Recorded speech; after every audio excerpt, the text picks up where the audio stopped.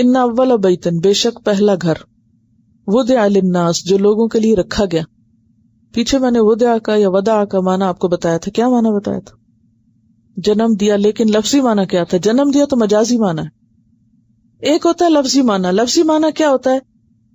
جیسے وضع کا لفظی معنی رکھنا، لیکن جنم دینا کیا ہے؟ مجازی معنی. کیونکہ اس میں بھی کیا کرتے ہیں؟ باہر رکھتی ہے ماں بچے کو. تو اسی طرح وضع کا یہاں معنی کیا ہے؟ رکھنا. اور رکھنے میں بھی آپ کو یاد ہے اتار کر نیچے رکھنا، یہ معنی ہے. ٹھیک ہے، اتار کر نیچے رکھنا، ظاہر کرنا، بچھانا، پیدا کرنا، بنانا، یہ سارے معنی اس میں آتے ہیں. تو پہلا گھر جو نیچے لا کے رکھا گیا یا بچھایا گیا یا تعمیر کیا گیا، بنایا گیا یا ظاہر کیا گیا، للناس لوگوں کے لیے، انسانوں کے لیے. کس کام کے لیے؟ کہ اسے قبلہ بنائیں یا پھر وہاں مخصوص عبادت کریں، یعنی حج کریں. للذی البتہ وہ ہے جو ببکہ بکہ میں ہے. یہ بکہ کیا چیز ہے؟ اس کے بارے میں 2-3 آراء پائی جاتی ہیں. نمبر 1، بکہ اصل میں مکہ ہی ہے، کیونکہ میم اور بے کا مخرج ساتھ ساتھ ہے. مخرج کا معنی پتہ ہے آپ کو؟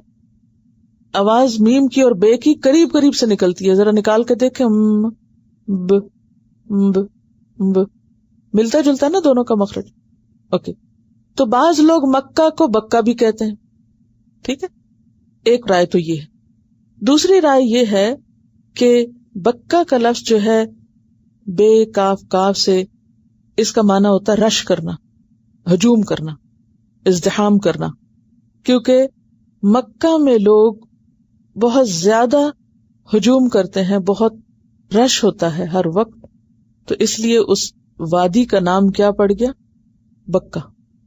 یعنی بکہ اس وادی کا نام ہے جہاں خانہ کعبہ واقع ہے، جس کو مکہ بھی کہا جاتا ہے. اور کس لیے اس کو بکہ کہا جاتا ہے؟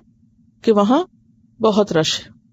پھر مکہ کا لفظ جو ہے تورات میں آج تک بکہ کے نام سے موجود ہے. مکہ کے لیے لفظ بکہ تورات میں موجود ہے.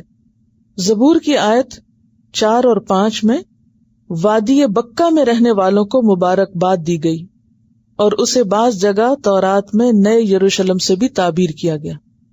ٹھیک ہے، تو پہلا گھر جو لوگوں کے لیے بنایا گیا وہ کہاں پر ہے؟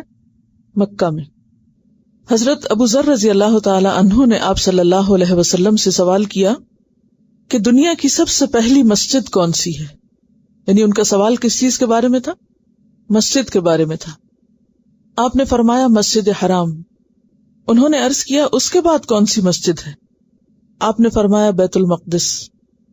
پھر دریافت کیا ان دونوں کی تعمیر کے درمیان کتنی مدت کا فاصلہ ہے؟ تو آپ نے فرمایا 40 سال کا.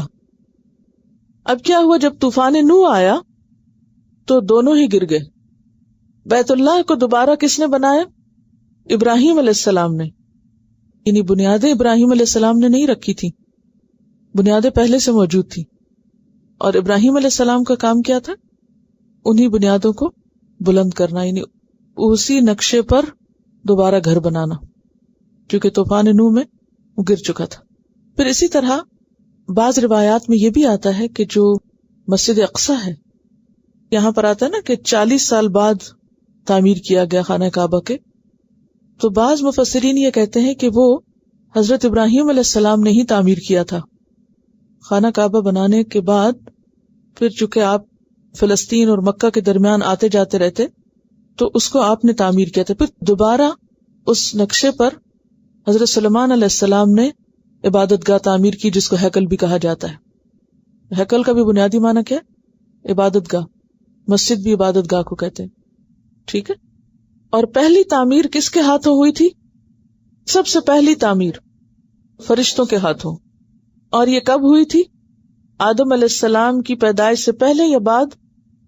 پہلے. کتنا پہلے؟ 2000 سال پہلے. عرش کے نیچے ایک گھر ہے جس کا نام ہے بیت المعمور. سن رکھا ہے اس کے بارے میں؟ عرش کے نیچے بیت المعمور ہے جو فرشتوں کی عبادت کی جگہ ہے، جس میں ہر روز 70,000 فرشتے طواف کرتے ہیں، اور جو فرشتہ ایک دفعہ طواف کر لیتا ہے وہاں قیامت تک اس کی باری نہیں آئے گی. بیت المعمور، اور وہ بھی بہت آباد گھر ہے، بہت آباد. آسمان کے فرشتے وہاں عبادت کرتے ہیں، تو جو زمین کے فرشتے ہیں ان کی عبادت کے لیے آدم علیہ السلام کی پیدائش سے بھی پہلے مکہ میں بیت اللہ شریف بنایا گیا تھا. ٹھیک ہے، اور وہ وہاں عبادت کرتے تھے. پھر آدم علیہ السلام دنیا میں تشریف لائے، انہوں نے اس کی دوبارہ تعمیر کی اپنے طریقے پر. پھر طوفان نوح آیا، گر گیا وہ گھر. پھر حضرت ابراہیم علیہ السلام نے، اور اس سے پہلے حضرت شیس علیہ السلام نے بھی کی، حضرت آدم کے بعد جو انہی کے بیٹے تھے. پھر عمالقہ نے کی، پھر بنو جرہم نے، پھر قریش نے، پھر پہلی دفعہ قصی ابن کلاب نے، دوسری مرتبہ آپ صلی اللہ علیہ وسلم بھی جس تعمیر میں شریک تھے جس میں آپ نے حجر اسود نصب کیا تھا. پھر اس کے بعد عبداللہ بن زبیر نے، پھر حجاج بن یوسف نے، پھر سلطان مراد بن سلطان احمد نے ترکی جو بادشاہ تھے. بہرحال تو اول بیتن، پہلا گھر جو زمین پر انسانوں کی عبادت کے لیے تعمیر کیا گیا وہ مکہ میں ہے. وہ صرف فرشتوں کے لیے نہیں بنا تھا، بیسیکلی وہ انسانوں ہی کے لیے بنا تھا، لیکن انسانوں سے پہلے بھی اس گھر کا طواف ہوتا تھا. مبارکن، بابرکت ہے، مبارک ہے. برکت کا لفظ جو ہے بے رے کاف سے ہے. برکہ کہتے ہیں اونٹ کے بیٹھنے کو، اور برکت کہتے ہیں اونٹنی بیٹھ گئی. عربوں کے ہاں جس گھر میں اونٹنی بیٹھ جاتی تھی وہاں کیا ہوتا تھا؟ ساری خیر آ جاتی تھی. دودھ بھی ملتا، اون بھی ملتی، سواری بھی ملتی. اور سواری میں جتنا تیز اونٹ چلتا تھا اتنا کوئی اور جانور نہیں چل سکتا تھا اس صحرا میں، ریت میں. اور پھر کئی کئی دن تک بغیر کھائے پیے کام کرنے کی صلاحیت ہوتی ہے اونٹ میں. اس میں اللہ تعالیٰ نے ایسی صلاحیت رکھی ہے کہ وہ کئی کئی دن کے لیے اکٹھا پانی اپنے اندر سٹور کر سکتا ہے، اور بھی بہت سی اس کی خوبیاں. بہرحال تو مبارکن کا مطلب کیا ہے؟ جس میں برکت ڈالی گئی ہے. ٹھیک ہے، وہدن، اور ہدایت کا ذریعہ ہے، باعث ہدایت ہے. یعنی مبارک، اس میں بھی برکت ہے اور اس سے برکت حاصل ہوتی ہے، اور وہ ہدایت کا ذریعہ بنتا ہے. کس کی؟ للعالمین، سارے جہان والوں کے لیے، سب دنیا کے لیے. ان اول بیت وضع للناس للذی ببکۃ مبارکا وہدی للعالمین.